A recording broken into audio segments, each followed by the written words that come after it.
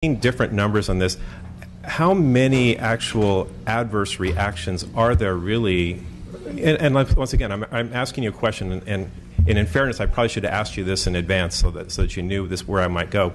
But frankly, I didn't know I was going there. So I'm just trying to get a scope of, versus the number of vaccinations, what the percentage of adverse reactions are, and if you have any sort of a handle on that. I would point out that studies looking at significant adverse reactions, so obviously ones that are more minor, pain, swelling at the injection site, of course, are fairly common.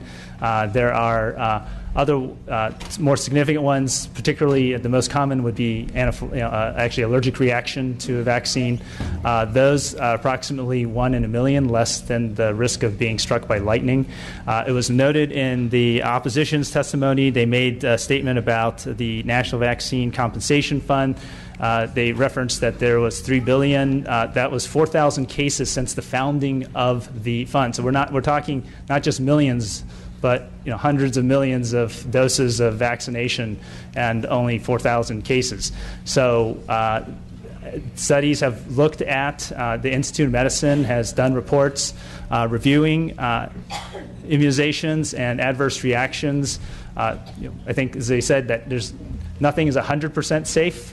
We have even water, which is a component of vaccines, has been known to people, if you take high doses, it's not safe for you. I think that we need to acknowledge that vaccines are at least 1,000 times safer than the diseases they prevent. That's the alternative. All right? We are living in a world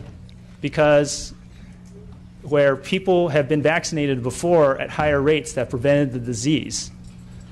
And it is correct that one of the reasons that we only had 130-some cases of measles, which is still a lot more than we've had in the past, is because still we have a good number of people who are vaccinated, not quite enough to contain the outbreak. And so the risk from the vaccination is very small compared to the benefit of the vaccines. And this is something that's agreed upon by scientists, physicians, public health authorities from around the globe.